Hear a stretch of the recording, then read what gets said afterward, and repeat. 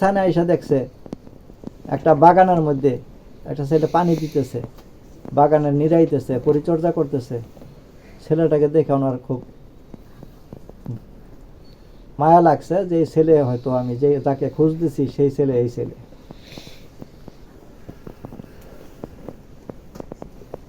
আল্লাহু আকবার।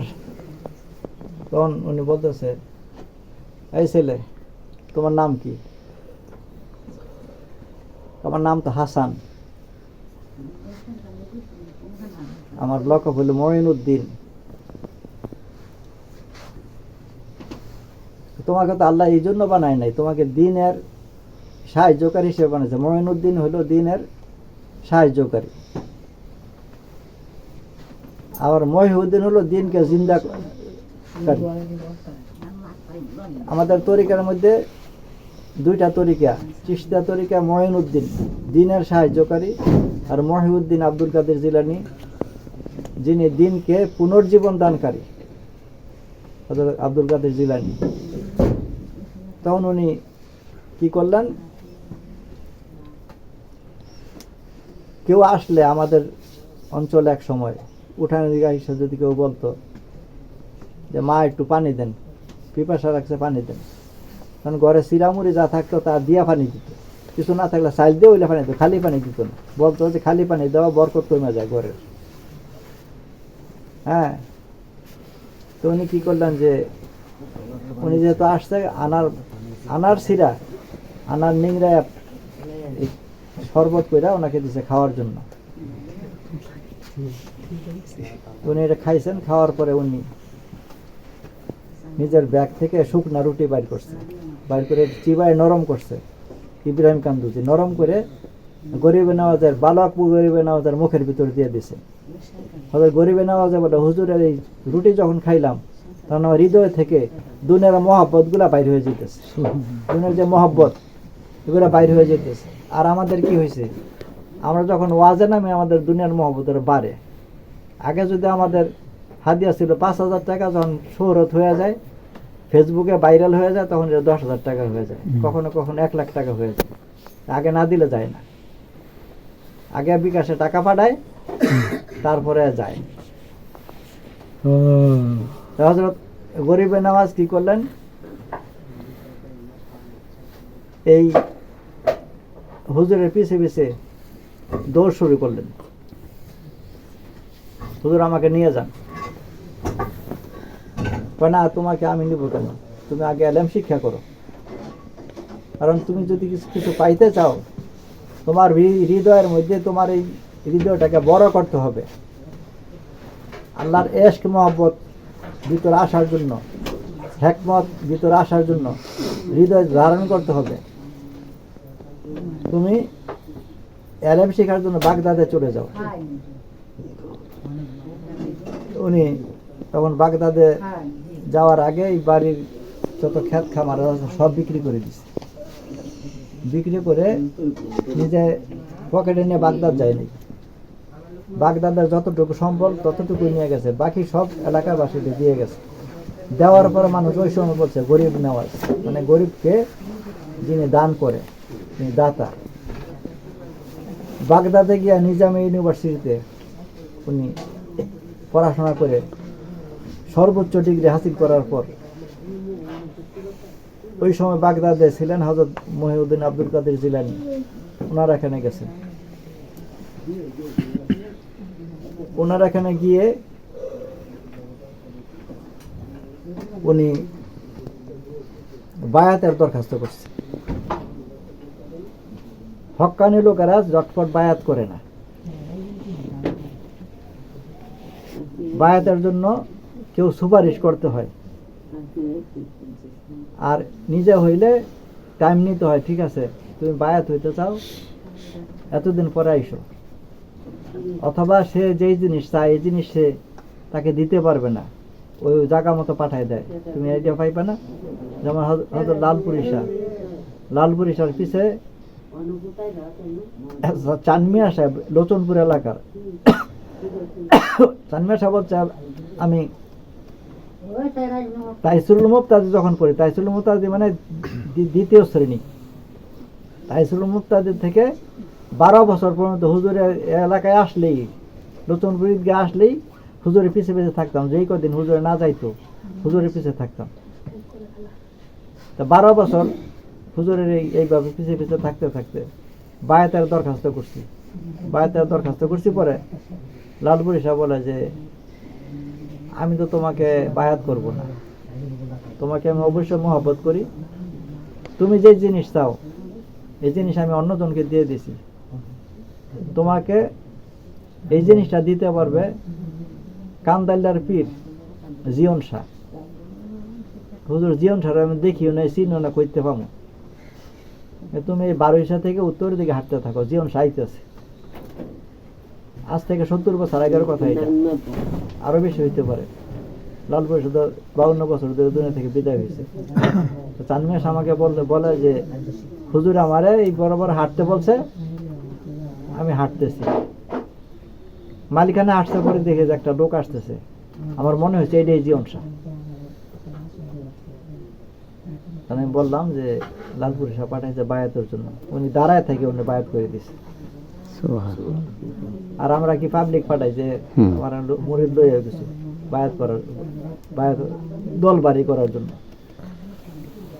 তেমনি ভাবে হযরত গাউসে পাক আব্দুল কাদের জিলানী বললেন যে তোমাকে আমি তুমি যেটা চাও এটা তো আমি শিহাবুদ্দিন সোহরাওয়ার্দীকে দিয়ে দিছি, তুমি বায়াত হওয়ার জন্য তুমি ইয়েতে যাও,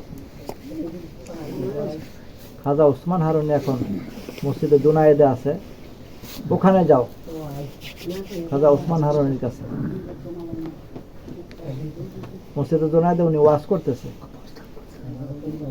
দেখেন এই কথাগুলো কত বছর আগের কথা, এখন কথা বললে তো ওই তো মোবাইলে মনে হয় জানাই দিচ্ছে।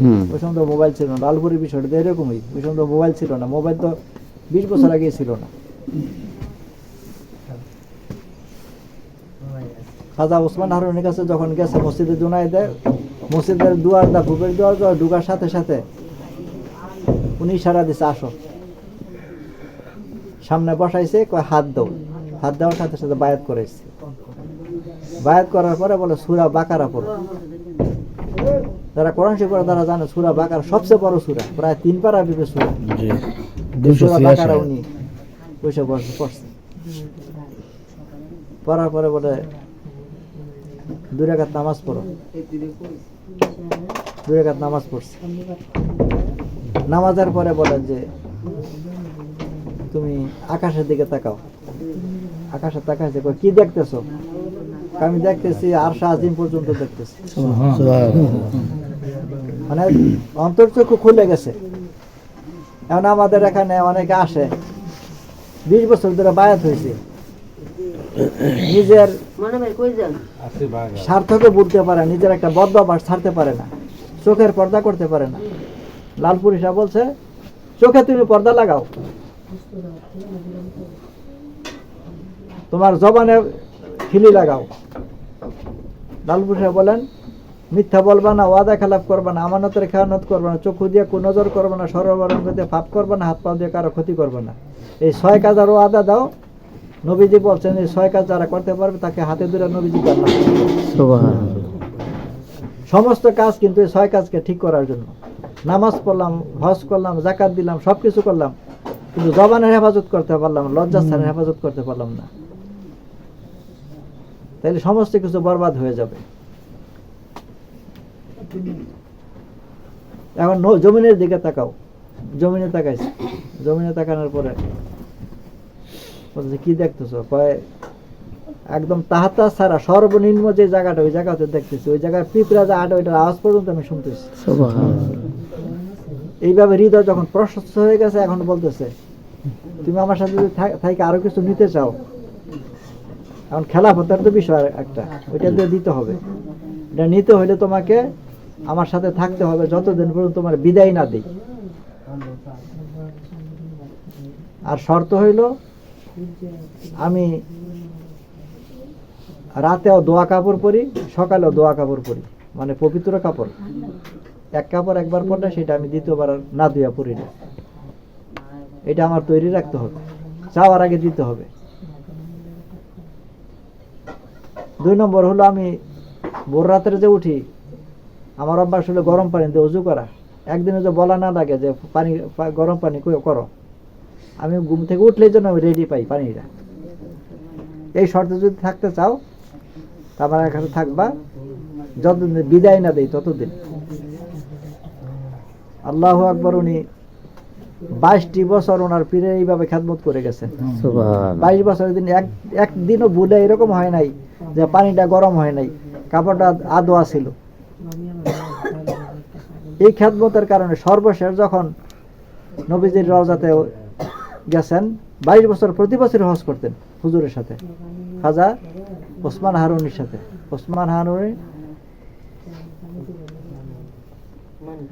রাসূল পাকের কাছে গিয়ে বলছেন, ইয়া রাসূলুল্লাহ, আমার পরবর্তী জেনারেশন হিসাবে এর নিয়ে আসছে, আর আপনি কবুল করেন।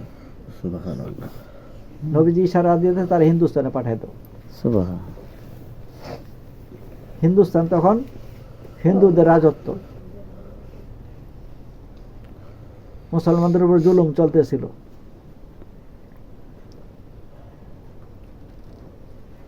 সেটা ভিন্ন ইতিহাস। মোহাম্মদ বিন কাসিম, এই ইতিহাস যদি পড়েন তাহলে ইয়াগুলা জানতে পারবেন। তখন হিন্দুস্তান আসার পথে হিন্দুস্তানের ডোর, যেটা হলো লাহোর বলা হয়, সেখানে দাতা গঞ্জে বক্সের মাজার শরীফ আছে। সেখানে উনি চিল্লা দিলেন, 40 দিন এখানে হিন্দুস্তানে উনি ঢুকবো, এখানে একজন আল্লাহর ওলি শুয়ে আছেন, আল্লাহর ওলির কবরে একটু খবর নিয়ে যায় হিন্দুস্তানের অবস্থা কি। 40 দিন চিল্লা দেওয়ার পরে ওনার কাছ থেকে ইশারা আসছে, দাতা গঞ্জে বক্স, আলী হুজবেরি রহমতুল্লাহ আলাই ওনার মূল নাম, আলী হুজবেরি দাতা গঞ্জে বক্স। ইশারা আসছে, যাও তুমি হিন্দুস্তানে যাবা, একদম আজমিরে চলে যাবা। আজমিরে মুসলমানরা খুব কঠিন অবস্থায় আছে।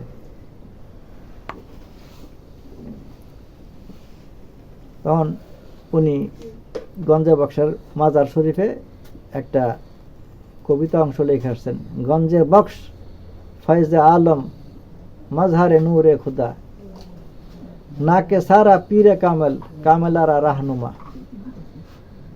দাতা গঞ্জে বক্স ফয়জে আলম, তামাম দুনিয়ার ফয়েজ, মজহারে নূরে খুদা, আল্লাহর আলোর প্রকাশ। নাকে সারা পীরে কামেল, যারা অপূর্ণ মানুষ তাদেরকে পূর্ণ করার জন্য উনি পীর। আর যারা কামেল, কামেলরা অনেক সময় পথভ্রষ্ট হয়ে যায়, শোহরতের কারণে পথভ্রষ্ট হয়, দৌলতের কারণে পথভ্রষ্ট হয়ে যায়, মুরিদ বেশি হলে পথভ্রষ্ট হয়ে যায়। হ্যাঁ, আমার সে মুরিদ দেখুন, আমার কতগুলো মুরিদ, উমুকের মাত্র 3 জন। হযরত ইব্রাহিম কান্দুদের মুরিদ হইল হযরত এই খাজা গরিবের নওয়াজ, তাও বায়াত না, রুহানি মুরিদ, পথ দেখাই দিছে। আর হযরত শামসুদ্দিন তাবরিজির মুরিদ হইল হযরত জালালউদ্দিন রুমি। একজন পীর একজন মুরিদ। কিন্তু জালালউদ্দিন রুমির কিতাব মসনবী শরীফ, কোরআনের পরে যাকে দ্বিতীয় কোরআন বলা হয়, সারা পৃথিবীতে মসনবীকে পড়া হয়। কোরআন শরীফ যেরকম নিয়মিত পড়ে, ওয়েস্টার্ন লোকেরা মসনবী এইভাবে পড়ে। মসনবী প্রথম শের হইল, বিষ্ণু আজ নাই চু হাকায়াত মি কুনাদ ওয়াস জুদাই হা শেকায়াত মি কুনাদ। হে মানুষ শোনো, বাঁশি থেকে, হৃদয়ের যে বাঁশি, এই বাঁশি থেকে শোনো, এই হৃদয় কি বলে, হৃদয় কেন কান্নাকাটি করে, কিসের কান্নাকাটি করে? বিষ্ণু আজ নাই চু হাকায়াত মি কুনাদ, সে কি বলে? ওয়াস জুদাই হা শেকায়াত মি কুনাদ, সে কান্না করে এটা যে কেন আমাকে, আমার যে আল্লাহ, যার ক্ষেত্রে থেকে আল্লাহর ফুট আসছে, নাফাকতু ফির রূহি, আল্লাহ রাব্বুল আলামিন বলেন, আমি মানুষের হৃদয়ের মধ্যে আমার রূহ ফুঁকা দিছি। যখন আদম আলাইহিস সালামকে 60 হাত লম্বা আদমকে যখন পুতলারা বানাইছে, শোয়া রাখছে, হ্যাঁ, তখন আজাজিল এটার ভিতরে আসা যাওয়া করছে, কি আছে না আছে, কিন্তু একটা জায়গায় যাইতে পারেন, সেটা কলবের মধ্যে যাইতে পারেন। কিন্তু তখন এর মধ্যে জীবন দেয় নাই, আল্লাহ রাব্বুল আলামিন জীবন দেয় নাই। তখন যখন আল্লাহ রাব্বুল আলামিন এই মুখের মধ্যে ফু দিয়া দিছে, তখন আদম আলাইহিস সালাম উঠা পড়ছে। উঠা পড়ছে পরে আল্লাহ বলেন উসজুদু লি আদামা, একটা পুতলা যখন জীবন্ত হয়ে গেল তখন তাকে সম্মান করো। উসজুদু, তোমরা সম্মানের সেজদা দাও, এটা ইবাদতের সেজদা না। উসজুদু লি আদামা, আদমকে তোমরা সেজদা তাজিমি দাও। এই থেকে একটা শ্রেণী বলে পীরকে তাজিমি সেজদা দেওয়া যাবে। তাজিমি সেজদার জন্য ওযু শর্ত না, কিন্তু আল্লাহর সেজদার জন্য ওযু শর্ত। যেমন কোরআন শরীফে 14টা সেজদা আছে। এই তেলাওয়াত যখন পড়বে তখন ওযু লাগবে, তেলাওয়াতের সেজদা যখন দিবে ওযু লাগবে, দাঁড়ানো লাগবে, তাসবিহ লাগবে। আর তাজিমি সেজদার মধ্যে তাসবিহ নাই, দাঁড়ানো নাই, শুধু মাথা নত করলেই হবে। উসজুদু লি আদামা ফাসাজাদু ইল্লা ইবলিসা আবা ওয়াস্তাকবারা ওয়া কানা মিনাল কাফিরিন। সে কি করলো? সে অহংকার করলো, ওয়াস্তাকবারা, তাকাব্বুরি করলো, সে কাফেরদের মধ্যে শামিল হয়ে গেল। আল্লাহ রাব্বুল আলামিন বলেন মা মানাকা ইয়াসজুদা লাক, হে ইবলিস তোমার কে নিষেধ করলো আদমরে সিজদা দিতে? এখন সে কি বলে? আনা খায়রুম মিনহু, সে নিজেরা বড় মনে করে কি আমি তার চেয়ে উত্তম। খালাকতানি মিন নার, আমার আগুন দিয়ে বানাইছেন। ও খালাকতাহু মিন তিন, তারে তো মাটি দিয়ে বানাইছেন। মাটির ইয়া হলো নিচের দিকে যায়, আগুনের লোকটা যদি ইরাদা ফালান নিচে, এটা উপরের দিকে উঠে আগুন। আর মাটি যদি আপনি উপরের দিকে ফালান, যত উপরে দেন এটা নিচে নেমে যায়, একদম সে নিচের দিকে যাবে। সেজদা দিব কেন? আল্লাহ রাব্বুল আলামিন বলেন উখরুজ মিনহা, তুমি এই জায়গা থেকে বাইর হও। আল্লাহ রাব্বুল আলামিন এই জায়গায় বাইর করার পর কাকুতি মিনতি করছে, ঠিক আছে তোমারে আমি, তুমি যখন কিছু চাও, বলে যে আমরা বাইর করে দিন, ঠিক আছে, কিন্তু আদম যতদিন দুনিয়াতে থাকে, আদমের আওলাদের ততদিন যেন আমি দুনিয়াতে থাকি, যাও এটা আমি করে দিলাম। শেষে আবার কসম করে বলে আমি তার ডাইনে দিয়ে আসবো, বাইরে দিয়ে আসবো, পিছিয়ে দিয়ে আসবো, সামনে দিয়ে আসবো, তাদেরকে আমি জাহান্নামের দিকে নিয়ে যাবো, যেহেতু সে আমাকে জান্নাত থেকে বাইর করে দিছে। তোমার দুয়ার থেকে যে বাইর করে দিছে, তোমার আদমরা যেন, আদম আর আওলাদরা যেন তোমার কাছে না আসতে পারে, এই জন্য তার ডাইনে দা অশাস্তি দিব, বাইরে দিব, সামনে দা দেবো, পিছনে দিব। এই জন্য সবসময় সতর্ক থাকতে হয়। এই জন্য আমরা কি বলি আউযু বিল্লাহি মিনাশ শাইতানির রাজিম।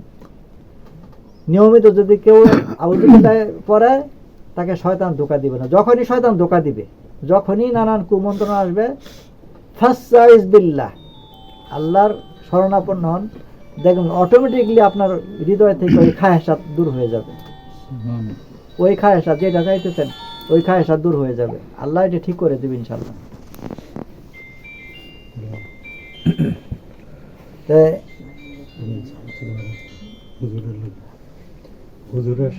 হযরত খাজা গরিবে নওয়াজ, এই কথা শেষ করে দিব। খাজা গরিবে নওয়াজ কোথেকে আসলেন? এই ওখানে বললেন যে গঞ্জে বক্স ফয়জা আলম, গঞ্জে বক্স দুনিয়ার ফয়েজ, মজহারে নূরে খুদা, আল্লাহর নূরের প্রকাশ, নাকে সারা পীরে কামেল, কামেলার রাহনুমা। নাকের যারা আছে তাদের জন্য উনি পীর, আর কামেল যারা আছে তাদের জন্য উনি পথ প্রদর্শক। এই জন্য যারা কামেল, কামেলদেরকেও কোনো কোনো লোকদের অনুসরণ করে চলতে হয়।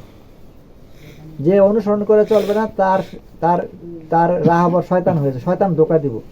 আর এর কাছে কেন যাবি? এর লোক কম, হাজার হাজার তোর ভক্ত, তোর পিছিয়ে পিছিয়ে ঘুরে, তোর গাড়ি লয়ে টানাটানি করে, এর কাছে যাওয়ার দরকার কি? এই যে অসহাসা, এই অসহাসা অনেকে গ্রেফতার হইয়া কি হয়ে যায়, পথভ্রষ্ট হয়ে যায়।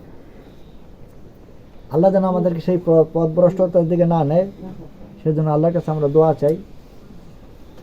আর আপনাদের কাছে আমার অনুরোধ হলো, যেখানে লালপুরীর কথাগুলা বলবে যারা এই লালপুরের কথা বলবে, যারা দুনিয়া তলব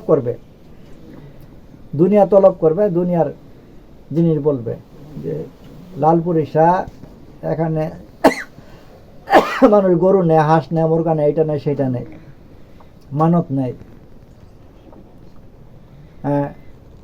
এগুলা অনেকে চাইবো যে মানত একটা করো সেরে যাবো গা, মানত সারছে, এখন মানত কি করবে, মানত তুমি বিকাশে পাঠাই দিও, বিকাশে পাঠাইলে এটা মানত দিত না, মানত দিতে হবে জানের বদলা জান,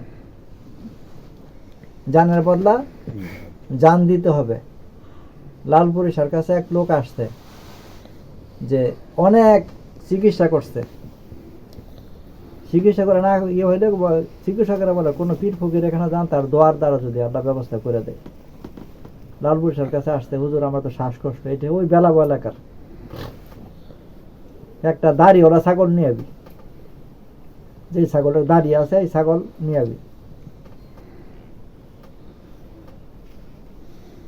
কারো কাছে গিয়ে কইছে দাড়িওয়ালা ছাগল, আরে হুজুরে মনে হয় বড় ছাগল না হইলে খাইব দেব কেমনে, কারণ না হুজুরে কেন কইছে নিয়ে যাই, ছাগলের ব্যবস্থা করে দাড়িওয়ালা ছাগল আনছে। দাড়িওয়ালা ছাগল অর্থ কি, দাড়িওয়ালা ছাগলের বয়স হয় বেশি, দাড়িওয়ালা ছাগলের মধ্যে ছাগলের যে একটা স্বাভাবিক দুর্গন্ধ আছে এটা থাকে, তার তো শ্বাসকষ্ট, যেমন কাটা দিয়ে কাটা তুলতে হয়, আপনার পায়ে কাটা ফুটলে এটা আরেকটা কাটা দিয়ে তুলতে হয়, তেমনি শ্বাসকষ্ট দূর করার জন্য আরেকটা শ্বাস নিতে হবে, সেটা হলো গন্ধওয়ালা ছাগলের শ্বাস। লালপুরে না জানে লালপুরের কাছে কি হ্যাকমত আসছে, ছাগল যখন আনছে এই ছাগলের রশিটা দইরা তার হাতের মধ্যে রশিটা বাইন্ধে দিচ্ছে, বাইজা তুই যে খাটের মধ্যে শুবি, চকির মধ্যে শুবি, এই চকির মধ্যে এটা বান্ধা থাকবো, তোর হাতের মধ্যে বাইন্ধে শুবি, অন্য সময় এইটা ঘরের মধ্যে লাদাই বসে নাইব। আগের দিনে ঘর তো ওইরকমই ছিল, ফাঁক থাকতো, চানাইলে লাদাইলে ঝাড়ু দিলে যাইতো।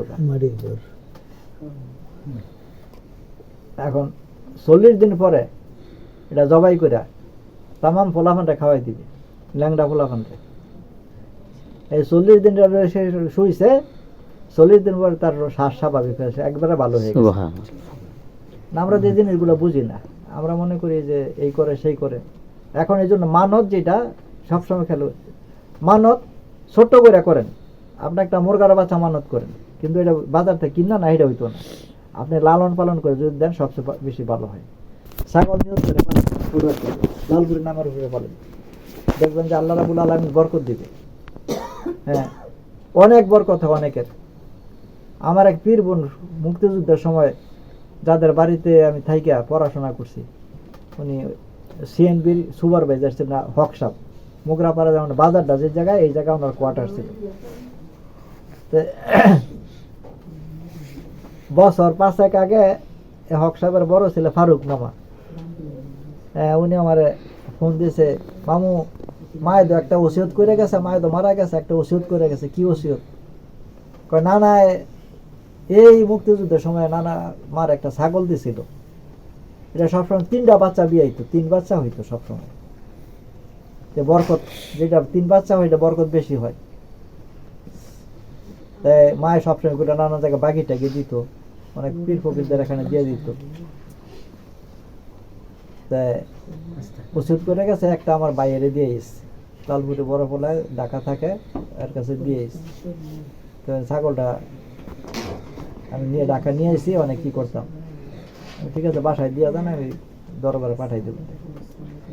এইভাবে লালপুরি শাহ মানুষের হ্যাকমতের সাথে কাজ করছে। এই ছাগলের দ্বারা মানুষের জায়গায় জায়গায় লালপুরের নামটা পড়ছে, কি লালপুরের ছাগল ওইটা।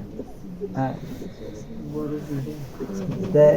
তেমনি ভাবে যদি আপনারা একটা মুরগা পালেন, এটা এই যে বছর একটা অনুষ্ঠান, ঠিক আছে, লালপুরি ভক্ত আইব, এই মুরগাটা জব করি, খাসি পালেন এটা জব করি, আবার দরবারে পাঠাই দিই, এটা বরকত হইল আর দাওয়াতও হইল। আমরা অনেকে কি করি,